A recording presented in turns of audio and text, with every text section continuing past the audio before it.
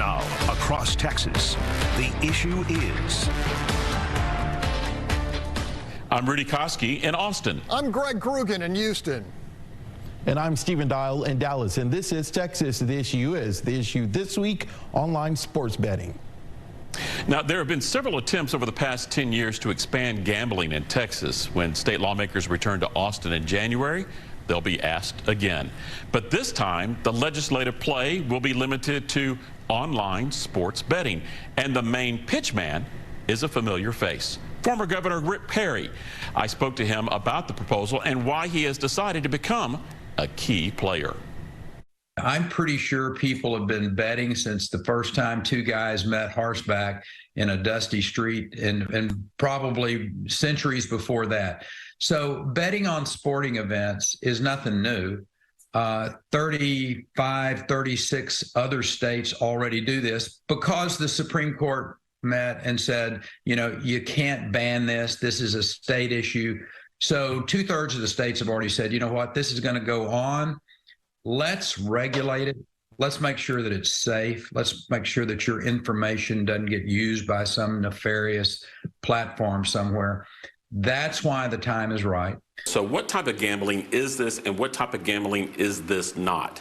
Well, let me tell you what it's not first. It's not casino gambling. It's not a place that you would go and storefront types of thing. This is all online, what we call mobile sports betting. You know, a cell phone or a laptop that they would have access to all of these platforms. Texans need to know that when they place a bet, and Rudy, they're going to place bets. I think if your opposition here is, I'm not for expansion of gambling, this is not an expansion of gambling. Let's build on that. So when you were in office and running for office, you courted the conservative evangelical group that's technically against gambling. So what do you say to them? And I heard what you just said, that people are already doing it, but they're still saying, gosh, this just doesn't feel right. And what's Rick Perry being with these people? If your issue is betting is just wrong, it's morally wrong, then, you know, that is absolutely, you're right. I'm not for expansion of gambling. Somebody said, well, what about casino gambling? And I said, listen, this Sports Betting Alliance is agnostic about that. They don't have a position. They're focused on the issue of mobile sports betting, period. That's the biggest education process, Rudy, that needs to go on. This is about a activity that has gone on for decades, if not centuries. And now, because of the proliferation of these devices, our iPhones, et cetera, it's relatively easy for someone to place a bet. Let's make sure that it's regulated and that it's safe. I hear you saying that your motivation is regulation, making it safe, but I've also heard that you're being well compensated. You want to tell me how much you're being paid? I hope I am being well compensated. The point is, that's a side issue from my perspective. I hope after I got out of public office, I have the right to negotiate a fair deal, and I will suggest to you, I got a fair deal. You mentioned earlier that this alliance, some big names involved, Jerry Jones, Mark Cuban. Will you join them at the state capitol talking to lawmakers about this plan? Do you expect to be down here in Austin pushing this? Well, I'm not a lobbyist. I'm the spokesperson. I'm their talent, so to speak.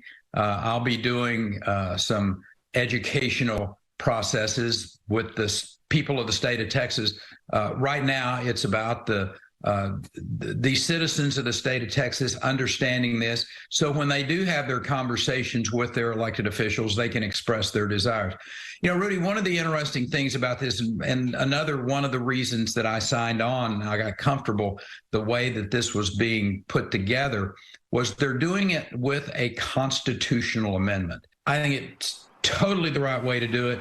Go to the people. And what we're asking the legislators to do is, listen, vote to allow your constituents the vote on this issue in the fall on a constitutional amendment. question. The gatekeeper to this kind of resolution is most likely going to be Lieutenant Governor Dan Patrick. Have you spoken to him about this? Have you heard any feedback from him on this? I think he'll be fair. I think he will look to his members, but I also think he really respects the concept of the voters having the say here. Y'all are estimating a lot of money could come into the state. Should that money be earmarked to something? Would you like to see that earmarked to something? I'm not a big believer that you earmark with legislation. Put the money in the General Revenue Fund. Have your appropriations in your Senate Finance Committee meetings. That makes a lot more sense to me. All right, guys, the former governor made his pitch in a word, and I say it with a hyphen, high roller. Greg, what's your word? My word is vice. Stephen, what is your word? Transformational. All right, talking about a transition, the Texas Trio has more to say. That's a sure bet. We'll be back in a moment with our discussion.